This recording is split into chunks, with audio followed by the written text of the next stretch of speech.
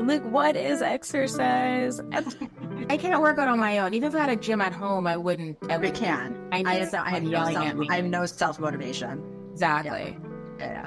My 10-year-old tells me if I'm grumpy, I have to go work out because he says that when I don't work out, I'm grumpy.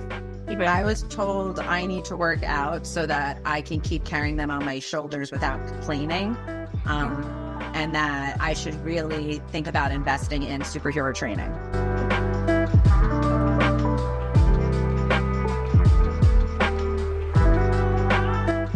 Hi, and welcome back to Sensory Play Reimagined. It's a podcast exploring how sensory play can help unlock your child's development and well-being potential. I'm your host, Rachel Rothman. I'm a toy expert and mom of 3. Today, we have a super special episode. I have 3 amazing mothers on for our Mother's Day episode. I am so excited to have all of you. Thank you for being here. I figured really briefly, I'll let each of you introduce yourself, give your name, kind of your children's ages, anything else that you feel comfortable sharing in regards to who you are, who your children are, just so that people have a snapshot of who you are. So we'll kick it off with Colby, if that's good with you. Yeah. Great to see you guys. Good morning. I'm Colby. I am the mother of a wildly active 2-year-old daughter. We live in New York City, and I'm also a psychotherapist in private practice, and I support young professionals and adults. So I work with a lot of parents as well. So I love to sort of have these conversations, and so much of my parenting, I think, is informed by what I see in my private practice and all the things I'm trying to not do. So yeah, I'm just excited to talk about all the things I'm learning and connect with you guys. Thanks, Colby. Megan. Yeah, hi guys. I'm Megan Harper. I'm a mom of 3. My kids are 10, almost 8, and 5 years old. So I'm on the other half of the crazy time into a new crazy time, but it's much easier.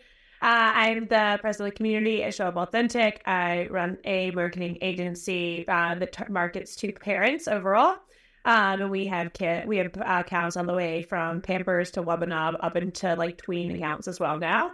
And we really just focus on marketing to parents. And I talk a lot about on my Girl Bone Child account about being a working mom and how you can do it all. It's just kind of a poop show. Sometimes literally, sometimes figuratively. Literally, yeah. I'm a big advocate for working mothers and not leaving your career when you have kids and sticking with it because it comes down the other side. There's a lot of benefits to it. But that's also comes with a lot of poop shows. All right, and I'm Phillipa. I have 2 children. One is 12 years old in 7th grade, and a second grader who's almost 8 years old. I work in finance. So I don't work with kids and I don't work with parents, but happy to be here to sort of discuss my own experience. Fantastic. Thank you all for being here. So appreciate it. And I think even just like in the brief introduction of like who you are, having personally and professionally such varied backgrounds, I think is going to be really helpful and enlightening in the conversation, because I think as parents, and I think we can all agree on this, like we all are constantly going through ups and downs and trials, tribulations, these moments of joy and excitement, a lot of, mundane along the way. And I think that is a shared experience amongst all of us. And, I've had this conversation with all 3 of you, but then outside of that, the personal of our own unique situations, that are constantly evolving. I've known all 3 of you for a long period of time, and I have seen evolution. So again, I'm excited to dive into that and explore that a little bit more. And again, just thank you so much for being here. So as parents, I know all 3 of us, we shared at the lead, like we're all working parents. We all have very busy plates, and yet we are still constantly, I know all 3 of you are constantly engaging in play. Have there been ways that you have found that like amidst the crazy, you're able to kind of incorporate it in a way that feels maybe a little bit easier, a little bit more, less like the preparation and organizing and getting everything ready, but have there been moments and or ways that you have found that you've been able to just like naturally get your child really engaged in play? So like Megan, again, I know that your kids are usually running around while you're doing other things. Like, are there ways and or ways in which you have set up your space? Are there ways in which the weather got warmer? The weather. Period. That's it. Well, I think my kids are they love art. Like if I give them art supplies, they will go do art. Unfortunately, art is very messy. Yeah. A lot of the time. So now that the porch is open for business, we have a big like wraparound. We're in Charlotte now and have a big like wraparound porch. They spend a lot of time outside doing art from like making slime and Play-Doh, things I don't really want in my house. I find that the weather gets nicer, they get so much more creative because I send them outside to go evenings outside, and I don't care. Slime gets all over my porch. I think my it's more of a me thing, but I think when the weather gets warmer, they get way more creative. That's beautiful. But I think like so much of how our children are able to interact with things also have to do with our comfort level with it. You know, like you're not going to be the messy, like you're not going to allow your children to engage in messy play if every single time you're having a really hard time with that. You know what I mean? So I think you've created a scenario whereby your My house isn't clean. I didn't say that. I didn't say my house was clean. I said it's not adding on to the mess. It doesn't have slime. It doesn't have my house looks like 3 kids live here, and I'm okay with it because 3 kids live here. Because 3 kids live there. Exactly. Yes, proof of children. But I do think like the outside thing. All of us live in an area where we have 4 seasons. You know, and I think then you also see what play looks like in each of those different seasons. You know, I personally I like winter and I like in spring. Those are like the 2 seasons for me that I really like, because in winter it's different. So like snow, when there's snow, that's really fun for the kids to like go out and play, and it's different.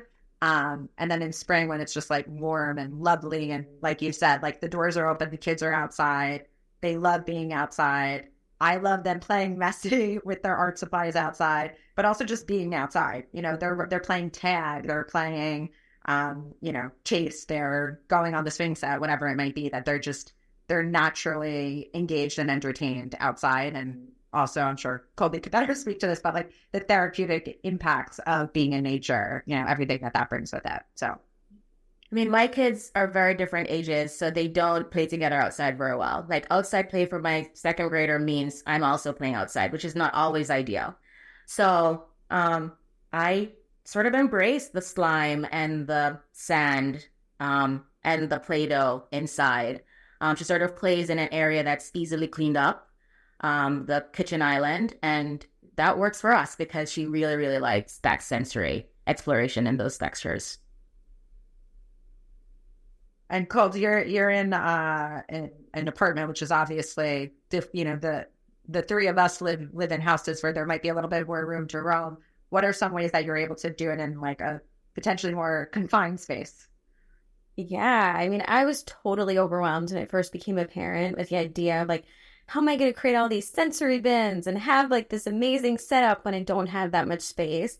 But we got the IKEA table with the bins, and we invested in some other ones that we could put on the floor, and we throw a towel down, you know. And the best activity I ever found was when she was a little bit earlier in her toddlerhood, and I was like, I need to take a shower. What am I going to do? No one's here. What do I do? So I just like used the soap from the shower, got her a bunch of pots and pans from the kitchen and some mixing utensils, locked the bathroom door, and she was happy as a clam. So I think I kind of like learned that I don't need as much. I just need to have some essentials, things like, I mean, we've talked about this a lot, but like painter's tape is my number one. We were on a flight and I packed it, but I didn't realize I had it. And she was just not having it on the flight. What do I do? The painter's tape not only saved us through the flight, but then the car ride. And we didn't need an iPad. We didn't need anything. We just engaged in so much play with painter's tape. So I think, yeah, just really like simplifying it and also just kind of letting the mess happen is something I'm still working on, but we do it. We do it. The Coles and I always say this. I have painter's tape on Subscribe and Save because we literally go through, I don't know, six rooms, you know, in a week. But it is something that, I didn't realize even as an engineer how versatile painter's tape could be. You know, it's good for enclosing an area. It's good for them they make spider webs, and then I have to go through their obstacle course. They make liking, you know, art with it. Just feeling it, you know, that sticky tackiness on the backside of it, which, as you can see, I don't particularly enjoy.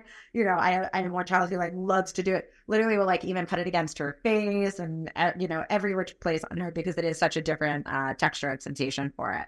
But I think like, I think that we've all been there in those moments where it's like, I think we're subject to seeing so much on social media where like everything does look like perfect and it looks idealized and and thank you, Megan, for showing the real side very frequently. I very much appreciate it. We will share everybody's, social handles afterwards. But I give you a lot of props for that it's always very authentic to who you are and who your family is. And it's not sitting here being like, let's create this perfect moment. It's like, I'm living, I'm experiencing it. And this is how I experienced it. And why wouldn't I want to share that with you? It was joyful. It was chaotic. It was all these different things. So props to you for that. And thank you for that. You had 3 under 5, so you get it.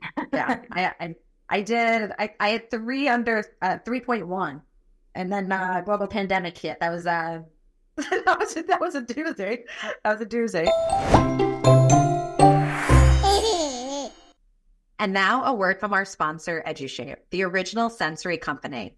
EduShape is a 40-year-old expert in child development toys. It started working as a trusted supplier of daycares and preschools and has since expanded to support families and special education globally. It has been featured on the Today Show, the New York Times, Cosmopolitan, Good Housekeeping, and more.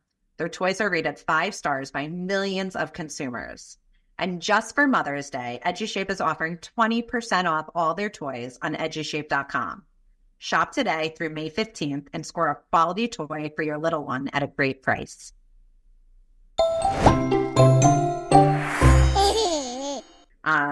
Megan, if you don't mind talking about that a little bit, like you have 3 children, close in age, all friends, and yet also very, very different. Very different. Yeah, I have 3. I have 3 under 5. They're all pretty close in age. They do get along really well. I'm very lucky for that. No mud. My husband just chuckled. I think he heard me over there. I think that's also a testament to you and to your husband. And well, it's funny. So yeah, my son is very on top of everything. He's good at everything he does. He's one of those kids that he picks up a baseball and he's pitching. He's just very good at things and like everything comes natural to him. He's very, happy and like the favorite guy in the classroom. Then we have my daughter, my middle, who is a little funky. Like she's a little bit of, I don't want to say weirdo, but she's a little bit of a weirdo. She's a lot like I was growing up, doesn't care about dolls or things like that. She wants to, make art and, she likes things. Her favorite color is black. She's a little funky. She's also adorable, which is kind of cute with it, I think. I think it's like, it kind of compliments, but she also has this really great attitude of she does not care what other people think. And I am so jealous of that she has this ability to be like, yeah, it's just me. Which is a lot different than my son, who is very a people pleaser and, straight A's and does all the right things and will go very far in my life. My daughter's a little bit funkier. And then we met my youngest, who's very, very sweet and very shy. So we have 3 very, very different personalities, 3 very different play styles in our house. None of them are like sit in front of a TV or iPad kids. Like it'll last for 30 minutes and then they have to go like climb up something and possibly break a bone. That's kind of how my kids are playing. They don't do well sitting. They're on the go, but they get that because their dad and I are both like that too. But very... Yeah. I was just going to say, do you mind like sharing a snapshot of that? Like, what is that like to parent when you have 3 kids inside your house who all are playing differently? Like, do you ever feel your attention being split? Or... Oh, there's 2 things that I say that stick out in my mind that I can give I can give these 2 objects to my kids and they will play together quietly. One is Lego. All 3 of them are obsessed with Lego. They will build a Lego set from start to finish together. And work together and each one has their little like section. So I think Lego has been like a godsend for us because it's something they can do together, and there's no argument and everyone's engaged. And then when we have balloons, I know this is silly, but you buy painter's tape. I buy bags of balloons. If those kids have a balloon, they still play Keepy Uppy from Bluey. Like this balloon will go on for hours. And play up the tree. Yeah, it's funny. So like that, like the balloons, but I mean, they are really big, like outdoor kids. They do love to like go ride their bikes and things like that. It's just, it's really hard parenting sometimes when my middle daughter's all the way up in a tree, tying a jump rope over, hoping to swing down. And my son, who's very cautious and a rule follower, is freaking out. And then my youngest, who's impressed, she makes a lot of decisions based on her older sister, even though she's a little bit shyer. Is like kind of following in her footsteps a little more to be a little bit on the edgier side. Yes. That is, but yeah, I found things that they mutually like, and the two girls will play art together all day long, even though they're very, very different. Yeah, I think like within play, there usually are some unifiers, that when I have found as a parent, me taking a step back and kind of removing myself, like becoming more of an observer, which at first was challenging. I will like openly admit was very challenging for me.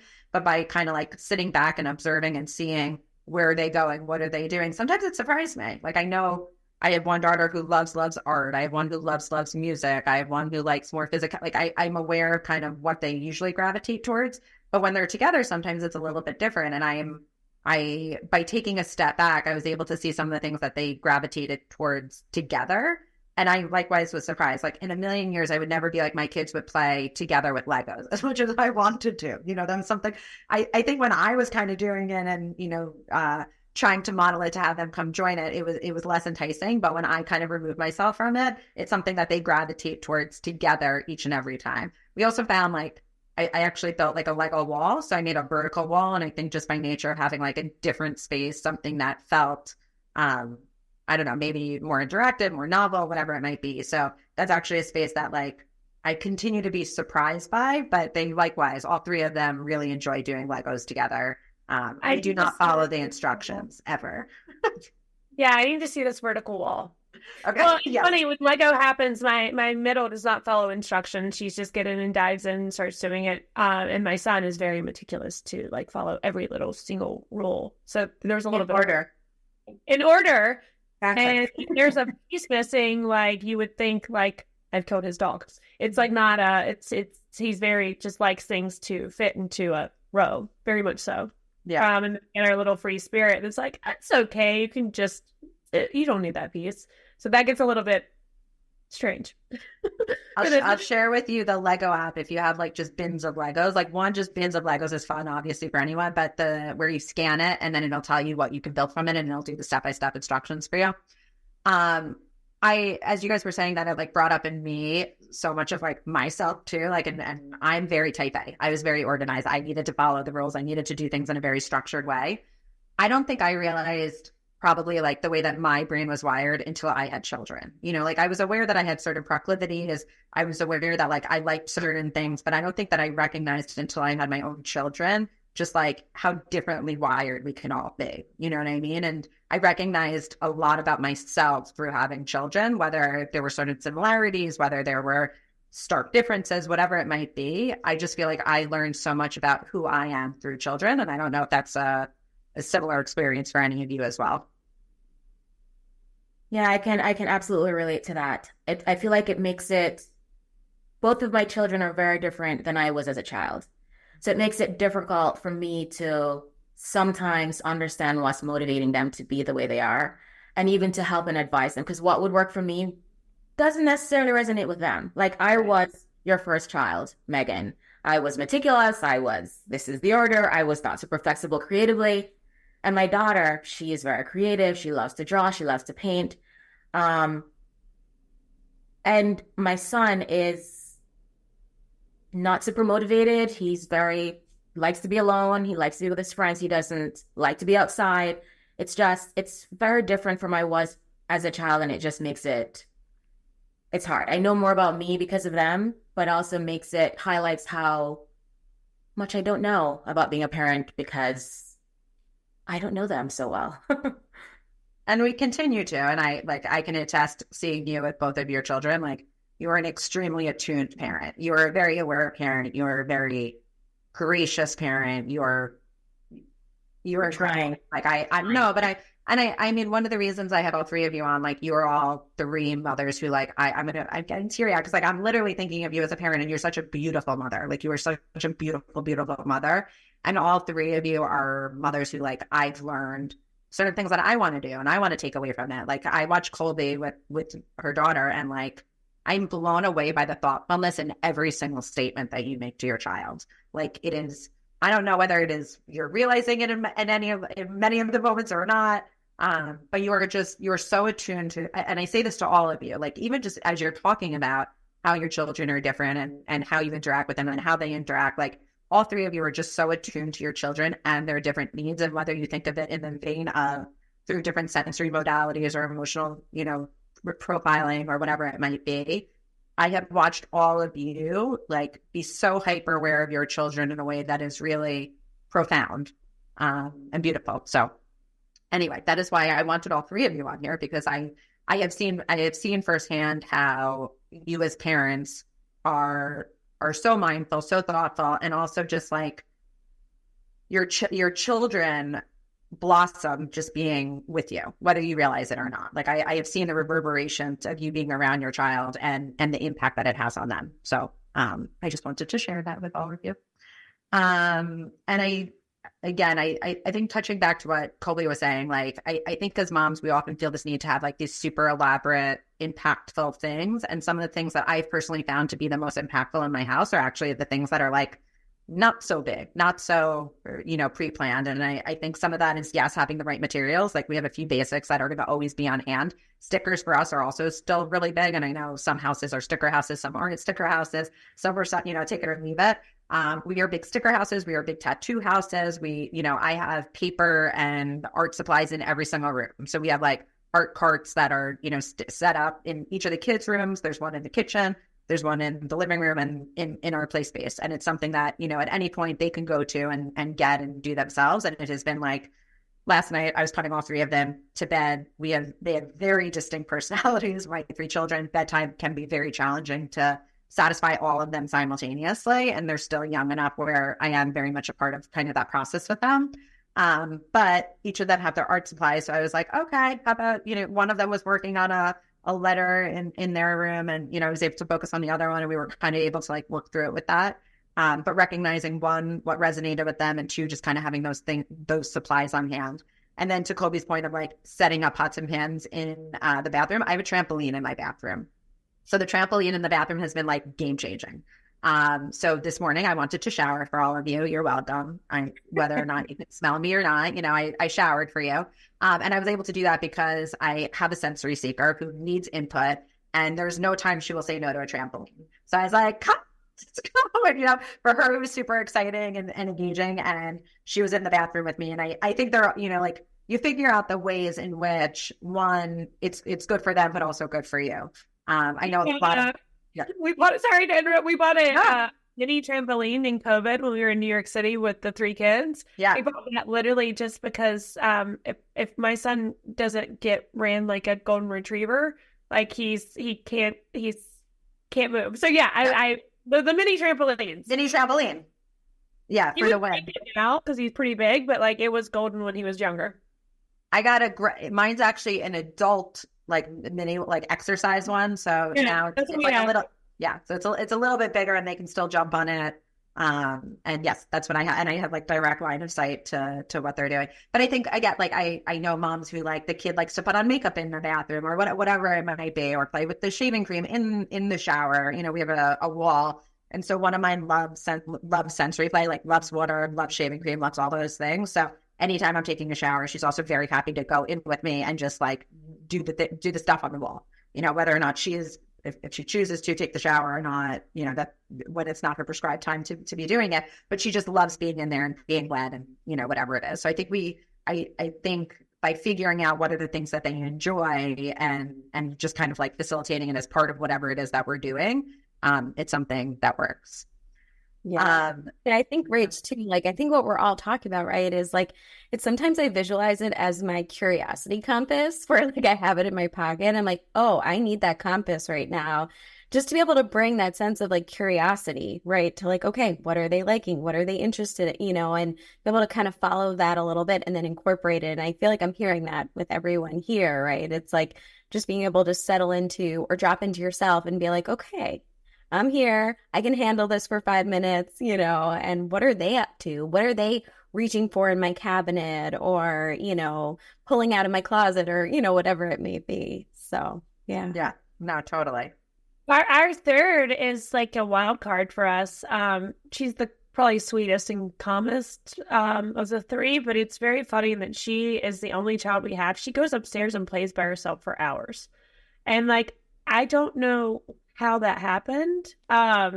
it's the strain in my head. We've never, like, our other kids are very much like, what you doing? We're like, they need us to like play, but our third is like, she is happy being by herself upstairs playing with her dolls, won't bother us. And I didn't see that coming from one of my kids, because my other two are just not like that at all. I think that's like, kids can always surprise you no matter what. You know, you had one, you had two, you thought like, okay, this is kind of like the pace of it, and then something kind of like curveball. Yeah, she's their curveball. She's very, very sweet and very like self-sufficient, I guess. Yeah. It's so cool what happens when you just let them be, you know, when you don't try to control their play experience, or you're not trying to kind of create a structure for them when you're anxious about how am I going to cook dinner or do all these things that I need to do, or I have a work call or something. And you just kind of were like, oh, they're okay. They're figuring it out. They're not that bored. You know, I don't have to entertain them right now. Yeah. Though that can have its downside. I recall during COVID, I was on a work call, home alone, and my daughter rushed in. She's probably 3 or 4, and she's like, Mom, I made a skating rink. I'm ice skating. And I went to her bedroom, and she had emptied an entire bottle of lotion on the floor and was like running across the floor, sliding back and forth, because she's made a skating rink. So yeah, good and bad. So during COVID, my girls knew, like, if I was on a very important work call, we had to be like, they had to be quiet. And I was on a really important work call. The youngest was upstairs taking a nap. Gigi, my wild child, had been quiet, which is very odd that she had not bothered me this entire time. I closed up the meeting. Can sometimes be the red flag. And I come out, and she likes to tie things. She likes to tie things in knots. She slept with a screwdriver for the first like 2 years of her life. From like 2 to 4, she was emotionally attached to a pink screwdriver that she slept with underneath her pillow. She's just kind of a funky kid, and she's always liked things that were not typical of what most, 4-year-old, 5-year-old girls enjoy. And no, yeah, Barbies make her throw up. This has been an issue for us in the past. She sees a Barbie and she's like, it makes me nauseous. It's a very strange thing. I don't know if that's dramatic from her perspective. I think it is. I don't think it's actually a repulsion of Barbies. I think it's more of I don't want to be a girl that likes Barbies. But anyway, so I'm sitting in a meeting. I close on my computer and I'm like, why is it so quiet? I'm actually terrified it's so quiet. I walk around the corner. She has tied herself up in the blinds and is standing there quietly. How long she had been there? It was an hour-long meeting. She could have been there for 45 minutes. But like, was she suspended in the air? I'm just trying to visualize this. She was standing on the Lalo table. Like the Lalo. She was standing on the Lalo table and had tied herself up completely and was standing there quietly. That was probably my like weirdest COVID story of like my kids were told to behave or they were going to get in trouble and are like, give them something to do. It wasn't that lotion on my floor, but then I did have to cut, as she tied it so tight, to cut the blinds off. Huh. I think, again, I think so much of parenting is recognizing like where you are in the moment, where your kid is in the moment, what the environment and the circumstances is, and also like just giving yourself a pass every now and again, like we're all a human. We destroyed, if my mother-in-law is listening, I apologize again for this scenario. We destroyed our bathroom. And it was like, it was the one safe space that the kids, like we could keep entertained for hours on end, during the pandemic. And we like used it as our like safe haven for them to be able to do messy play and all that stuff.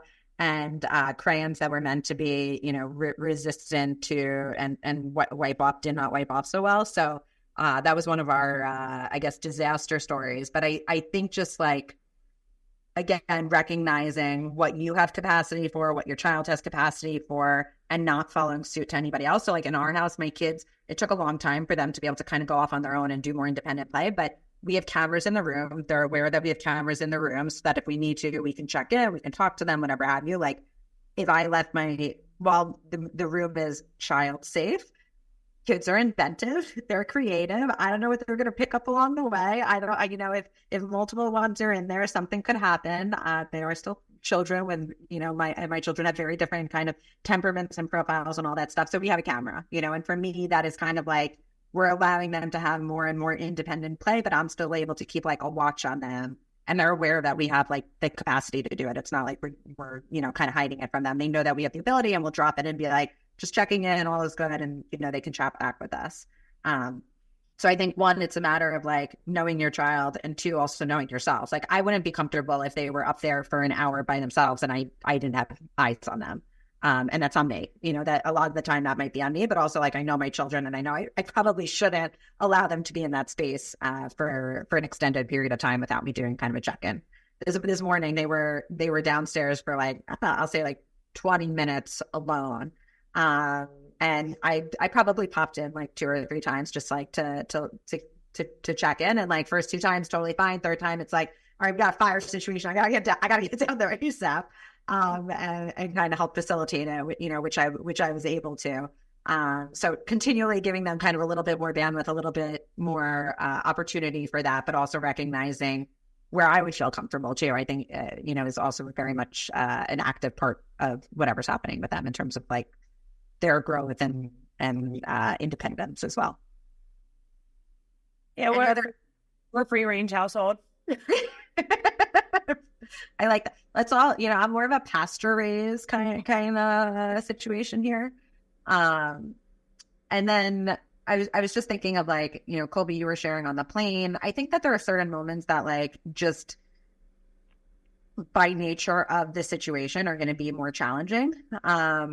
And have there been any things that you have found that have been like really helpful or supportive for you? Like I know for travel for us, the 2 things that have been game changing before every single trip, and this again is because of who my children are, we create a social story, and those are just like hyper personalized stories for our children so that they know what to expect. Kind of, we list out how they might be feeling, kind of giving them a preview, and also and understanding. And for them, that's extremely helpful. We have found things go significantly more smoothly when we do it. And also they each have, what I'll refer to as like a busy bag. And the bag itself remains the same every single time, but the contents inside of it will vary up. And I usually have like a 2 to 3 rule. So 2 of them I'll put in that I know that they're going to like, whatever those things might be. And then I let them choose 3. So they feel like they're having a little bit of, choice and autonomy and independence around it, but also are those the best choices for a plane? Maybe not, is, all those types of things. So like, I'll take those into account with the ones that I'm choosing, and then they can kind of swap and share and do different things. But I have found the consistency for them. They know what to expect. They know where to go. They know what it is. Those are 2 things that have been incredibly helpful for us. Are there things kind of analogous for you and your family, whether it's for travel or, Megan, I know, and Phillipa, you guys both do a lot of travel. Are there certain things that you have found really helpful? Again, you've shared your kids kind of have different personalities and approaches. Are there things that you have found really kind of like, oh, this was a great thing and have stayed with it? I loosen up screen time when we're traveling. They get to watch as much as they want, watch as many movies appropriate movies as they want on the airplane. And for my daughter especially, she also gets to pick the toy she brings, which it's a big fight because sometimes she wants things that are too big, doesn't travel well, but she enjoys sort of taking them out and tucking them in her seatbelt and having them look out the window and all the things. So I find that it's better if she chooses than I say, hey, how about this one instead? And then she's like, I'm not going to play with that. That's not the one that was meant to be on this trip. Right. So some freedom around what she brings, and just, like you said, being loose. Being loose. And I'm not as prepared as you or organized in terms of creating a bag and thinking really thoughtfully about all the things. But I try and she likes the color.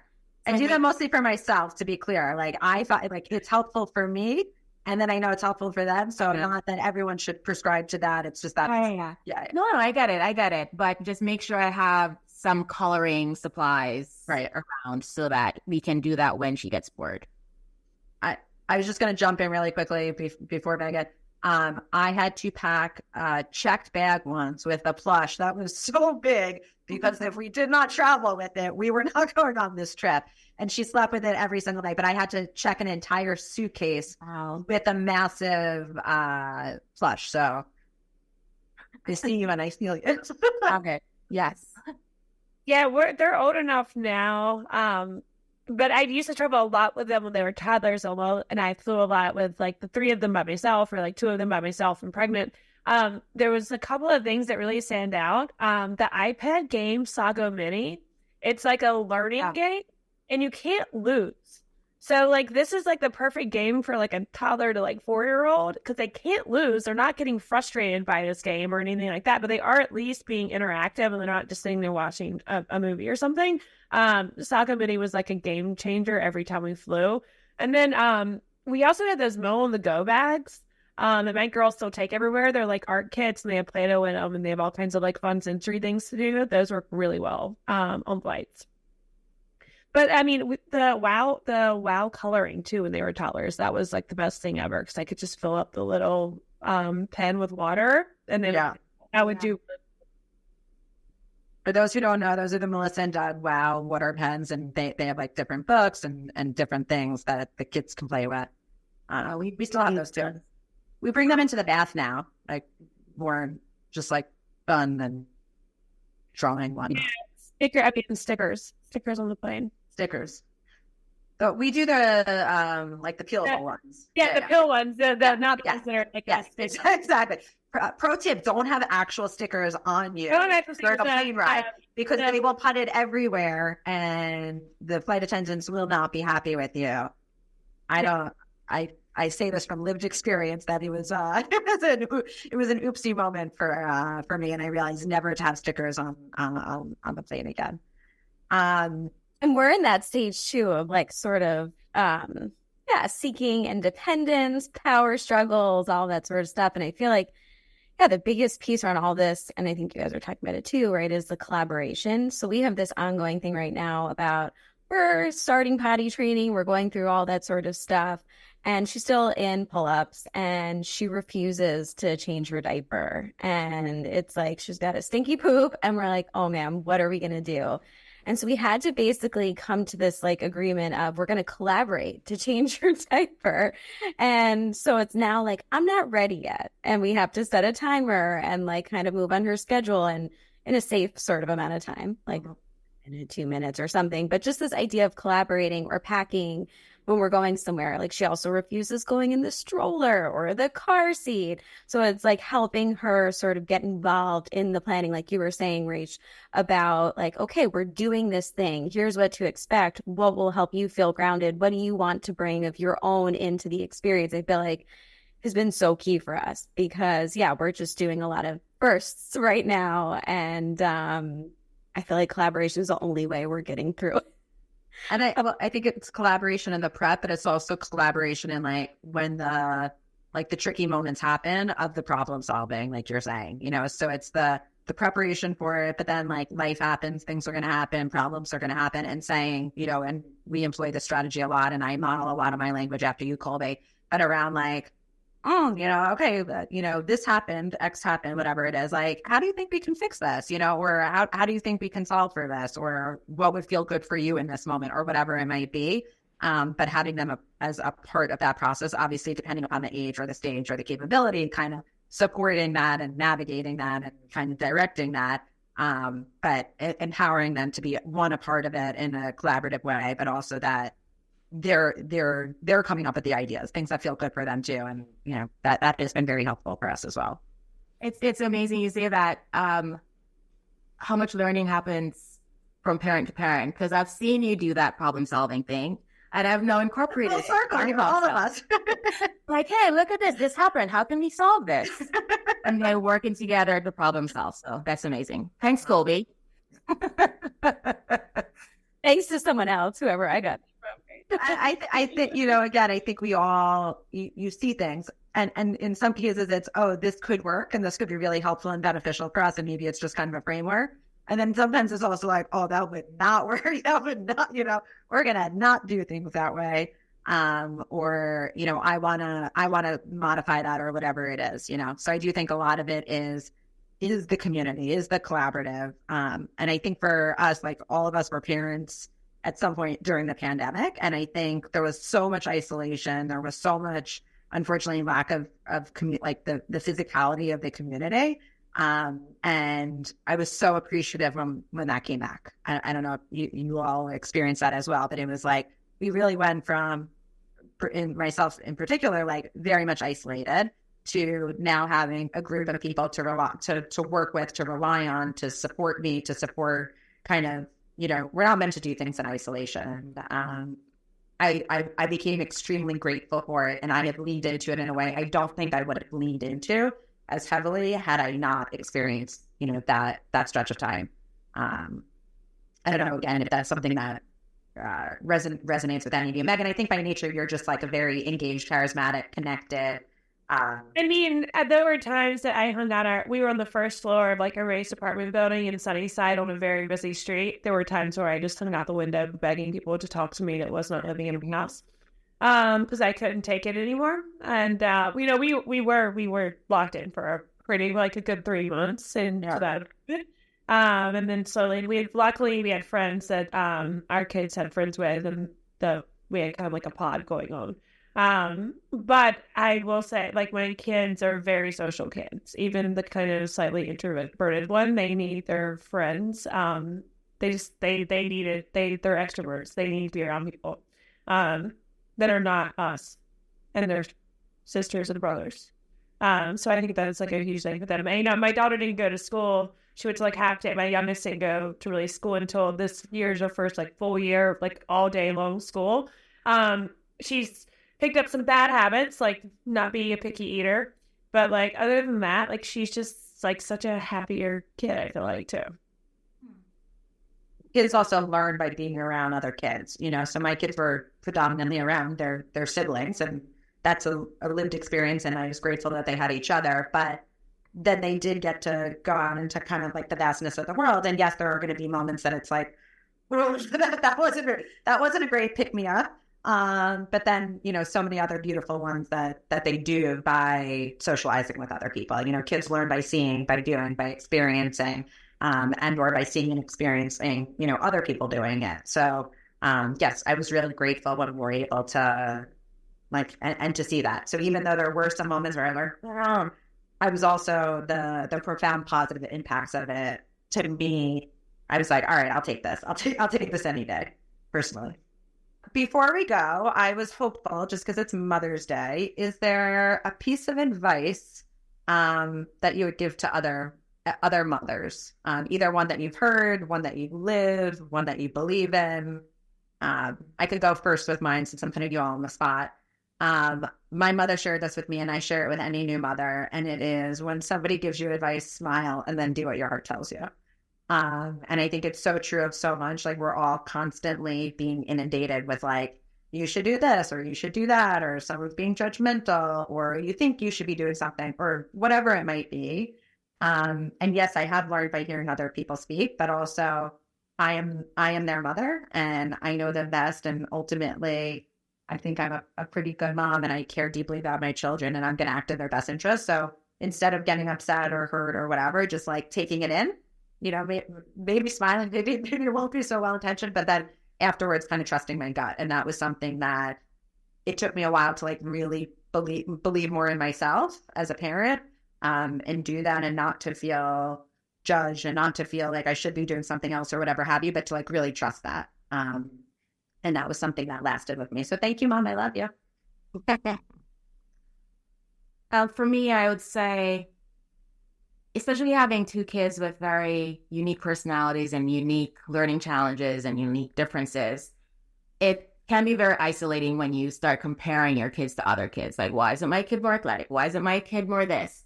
And you talk to other parents and you realize everyone's sort of going through the same struggles. And I'm not a big social media person, but I watched a few things with parents. They're supposed to be funny, and they are, with middle school parents. And I'm like, holy crap, I have the same conversations with my son, about why his homework not turned in, blah, blah, blah. Like, most parents are having very similar experiences. So talking to folks, you'll realize you're not alone. You're not alone. And there's really no need to do it. Everyone has their own challenges. I'll go next. Someone told me this when I was going through postpartum anxiety. She actually was like, she's like, you have to figure out you, because stressed out moms make stressed out babies, and stressed out babies turn to stressed out toddlers turn to stressed out preschoolers, and it's on from there. And I like think about that all the time when I get overwhelmed or I start getting stressed out or if I'm not happy in my own mental health. Like I feel it reflecting off my kids. So I always look back. That's like the biggest gift I think the kids gave me is like not everything's solvable, but like a lot of it's like a much smaller deal than what I'm actually like giving it the space it needs for right now. So I think like just know that like this is hard, but I'll like try to like take care of you too, because stressed out moms do lead to stressed out kids. And right now with the rise of anxiety and depression with our kids, I think it's really important in this generation, like make sure we take care of ourselves too. So I think that's like the one piece of advice that I really think is great. Oh, and it doesn't matter what your kid eats; they're still going to eat like crap by the time they're in middle school. So, thank you. Something to look forward to. Yeah, no, and I'm like, yeah, like the things I think I like used to stress out about, like I was I breastfed all three for a very long time, and I was like very particular about their diets. And now I'm like, you want McDonald's? That's cool. Like, let's grab McDonald's. Like, I think like a lot of it's like I like a little bit here and there is not going to hurt. But I was so very hyper aware of everything they put in their bodies when they were little, and now I'm like, yeah, you can treat yourself every once in a while. It's good for you. But yeah, the stress thing in mothers, and the fact that in this country we don't have great access to postpartum care for mothers is really troubling, and it's doing nothing but affecting the mental health of our kids too. That's what it's there.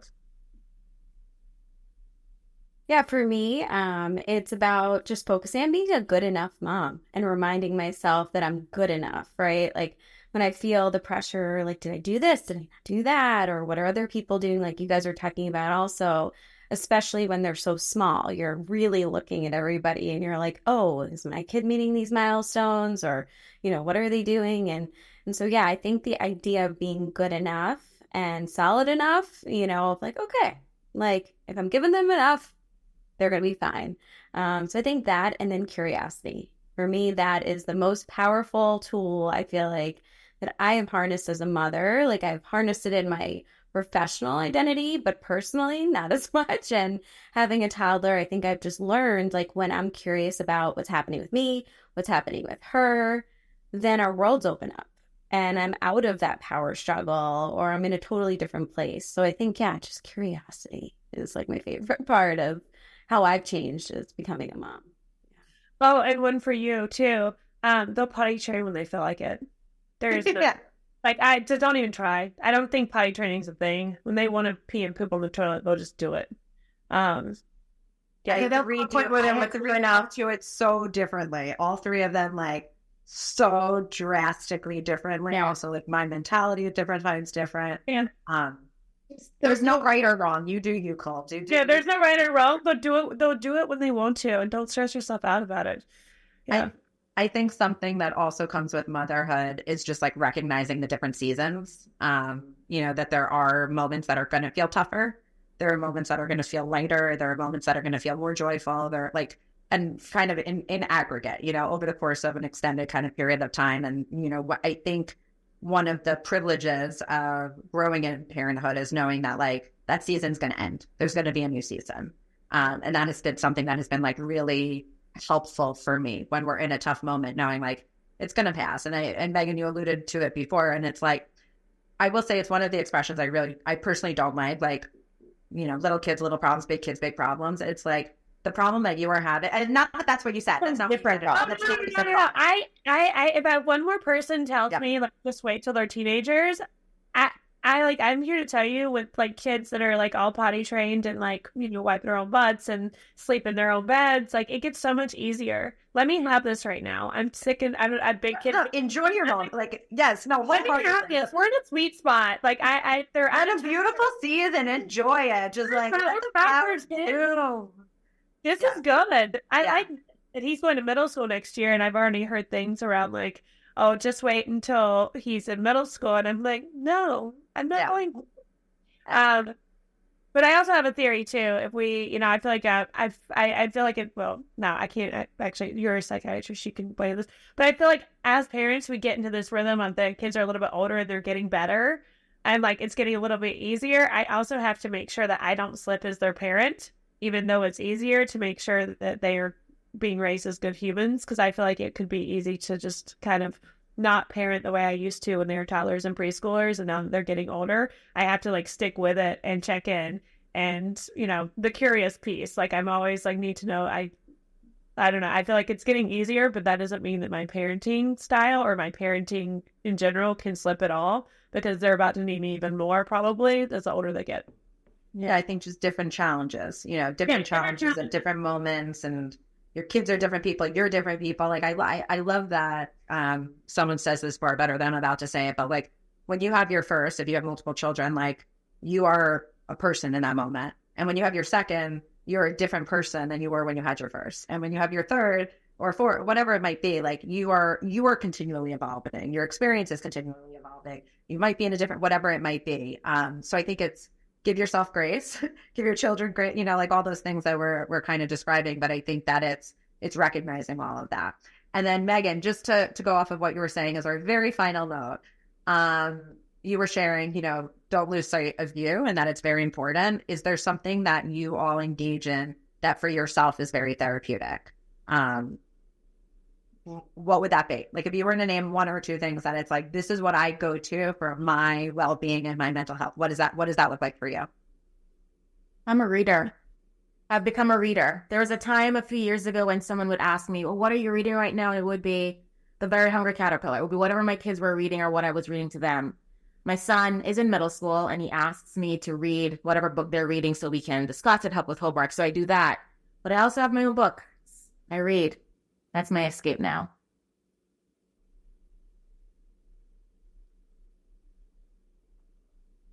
I like the gym mainly because I didn't go to it in the pandemic. And then we moved to Charlotte, I started going back to the gym. And I think that 45 minutes a day every morning by myself really resets my like priorities. I make better decisions if I work out in the morning.